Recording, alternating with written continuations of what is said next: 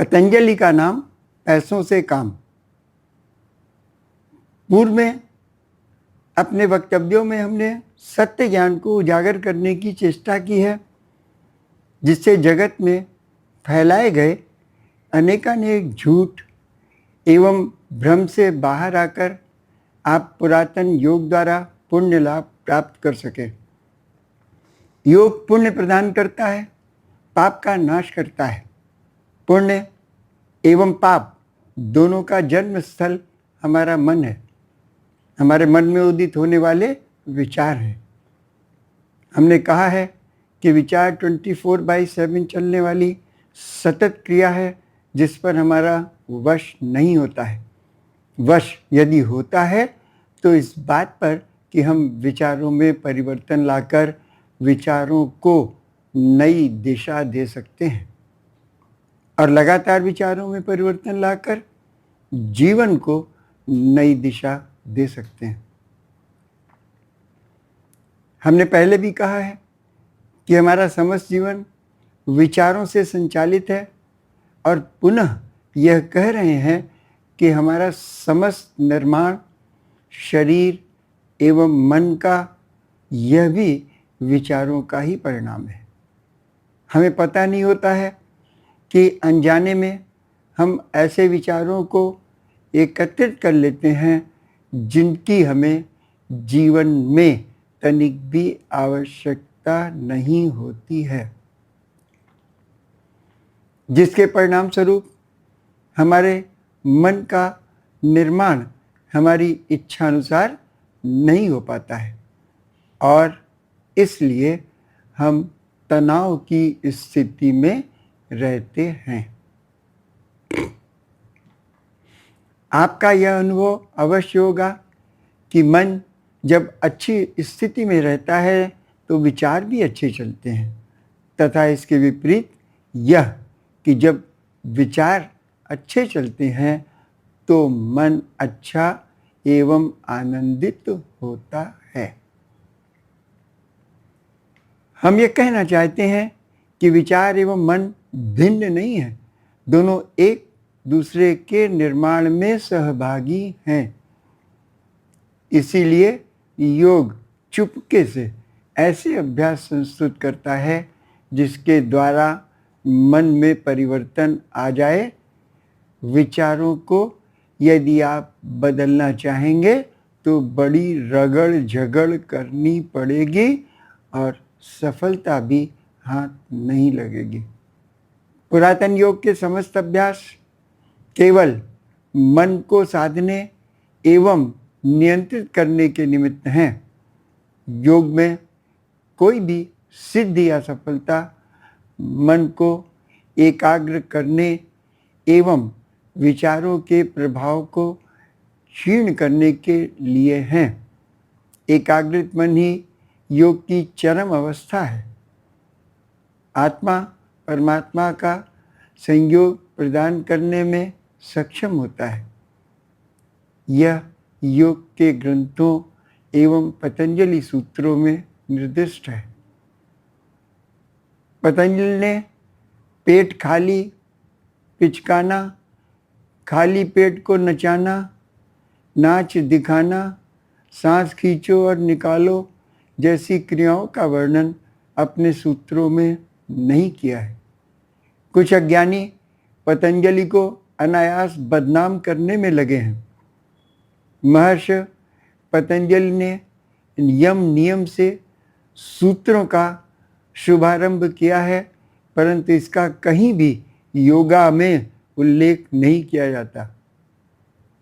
पतंजलि के नाम पर धंधा तो बड़ा चल रहा है, जिससे पतंजलि का दूर दूर तक कोई संबंध नहीं था, परंतु पतंजलि के ज्ञान का कोई विस्तार नहीं किया जा रहा है। स्पष्ट है, पतंजलि के ज्ञान के विस्तार से न किसी के नाम का विस्तार होगा और न धंधे का, क्योंकि ज्ञान की बात सुनते ही लोग खिसकना शुरू कर देंगे और सारा धंधा चौपट हो जाएगा। कौन सुनेगा? यम नियम में वर्णित अहिंसा, सत्य से ब्रह्मचर्य, अपरिग्रह, शौच, संतोष, तप, स्वाध्याय, ईश्वर प्रणिधान, इन यम नियमों के अंग का पालन भी किसी के लिए आज कर पाना असंभव सा है। अवश्य ही हम उनकी बात नहीं कर रहे हैं जिन्हें स्वाभाविक रूप से अध्यात्म में विशेष रुचि है। यदि हम आपको बताएं कि आसन के साथ ब्रह्मचर्य का पालन आवश्यक है, ऐसा प्रायोगिक ज्ञान है, तो एक भी व्यक्ति आसन भी करने को तैयार नहीं होगा। योगा की दुकान बंद हो जाएगी, फिर भला अपनी दुकान कौन बंद करवाना चाहेगा? और इसलिए दुकान चलाने के लिए झूठ और केवल झूठ ही बोलना पड़ेगा। यही हो भी रहा है। यदि तीसरे अंग आसन की बात करें तो हम आपको बता दें कि जितने लोग आसन कर रहे हैं, इनमें से एक भी पतंजलि के द्वारा संस्तुत आसन को करने में सक्षम नहीं होंगे, क्योंकि एक भी घंटे 2 घंटे एक आसन पर स्थित होकर सुखपूर्वक नहीं बैठ सकेंगे।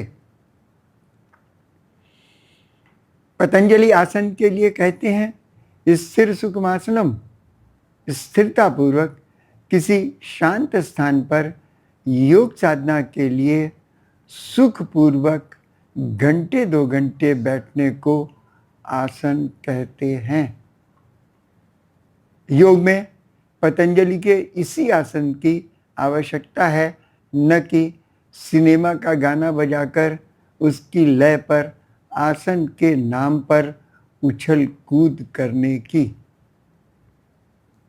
स्थिरतापूर्वक एक आसन पर बैठने का बड़ा महत्व है। वह यह कि जब हम शरीर को साधते हैं तो अनायास ही मन भी सधने लगता है। घंटे 2 घंटे एक आसन पर स्थिर होकर सुखपूर्वक बैठने की क्षमता प्राप्त हो जाने पर मन का एकाग्रित होना भी अनायास संभव होता है। इसलिए पतंजलि द्वारा संस्तुत आसन को ग्रहण करें। योग में इसका ही महत्व है। आसन के बाद नहीं, आसन के साथ प्राणायाम की क्रिया पर पतंजलि का बल है, जिसमें जोर से सांस निकालना व खींचना कहीं भी वर्णित नहीं है। योग के सहित कुंभक में भी केवल मात्राओं का वर्णन है। पुरातन योग में प्राणायाम की विधि आज भी साधकों को वैयक्तिक रूप से प्रदान की जाती है। प्राणायाम की क्रिया का प्रथम प्रभाव मन पर पड़ता है। मन एकाग्रित होने लगता है, उसकी चंचलता कम होने लगती है, एक नई ऊर्जा का संचार होता है और भगवान में आस्था बढ़ने लगती है। परंतु यह सब तब होगा जब आप किसी ऐसे गुरु का आश्रय दैव संयोग से प्राप्त कर पाएंगे जो पुरातन योग की क्रियाओं को व्यवहार में लाकर इनकी मार्मिकता को समझकर उत्थित हो चुके हों। किसी व्यापारी योगी के चक्र में न फंसें। एक ही साधे सब सधे, सब साधे सब जाए। पुरातन योग एक ईश्वर, एक आत्मा, एक मन एवं एक गुरु में श्रद्धा एवं विश्वास रखने की बात कहता है। यदि किसी दूसरे गुरु की बात किसी के मन में उपजती है तो स्पष्ट है कि पहले गुरु में उसे कहीं न कहीं कोई कमी या दोष उसकी बुद्धि उसको दिखाती है। यह बात शिष्य समझ ही नहीं पाता है कि गुरु स्वच्छ दर्पण स्वरूप है और इस दर्पण में शिष्य को अपने मलिन मन का दोष प्रतिबिंबित हो रहा है, न कि गुरु का दोष। राग और देश के भावों में बंधा हुआ मनुष्य समझ ही नहीं पाता है कि वह जो भी विचार कर रहा है उसके लिए वह स्वतंत्र नहीं है। अहंकार की जड़ता से आच्छादित शिष्य इस सत्य को न जानने के कारण किसी दूसरे गुरु अथवा दोनों गुरुओं में आस्था रखने लगता है, जिसका फल यह होता है कि द्वंद्व की स्थिति में रहने के कारण कुछ प्राप्त करने के बजाय जो कुछ भी प्राप्त किया था वह खोता चला जाता है। माया के अंतर्गत कार्य करती हुई बुद्धि में भ्रम उत्पन्न होना स्वाभाविक है, इसलिए सदैव अपनी बुद्धि पर भरोसा करना हानिकारक सिद्ध हो सकता है।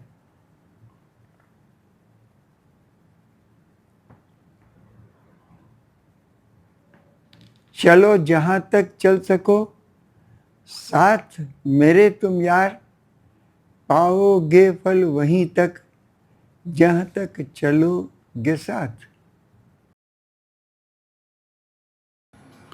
हाँ गुरुजी, महर्षि पतंजलि तो ज्ञानी थे, व्यापारी नहीं। फिर उनके नाम से धंधा क्यों किया जा रहा है? यह प्रश्न धंधा करने वालों से किया जाना चाहिए। धंधा करने वालों का कोई धर्म नहीं होता। अगर कोई धर्म है तो केवल यह कि ग्राहक से अधिक धन लाभ कैसे प्राप्त किया जा सकता है, बस एक ही धर्म होता है उनका कि ग्राहक मिल गया है तो कितना इससे कमा सकते हैं। एक ही निगाह रहती है उसकी, कितना कमा सकते हैं, उतना कमा ले। यही बिजनेस के ये सब खोट है और इसमें आदमी क्या होता है, एकदम बेईमान हो जाता है। ये बिजनेस की सबसे बड़ी, मैंने आपको पता नहीं होगा कि मैंने 2 साल बिजनेस भी किया है और पूरी तरह से किया है ना, क्योंकि हमारे नाना जी बिजनेस वाले थे और इलाहाबाद के मतलब धनाढ्य 2, 4, 5 लोगों में थे।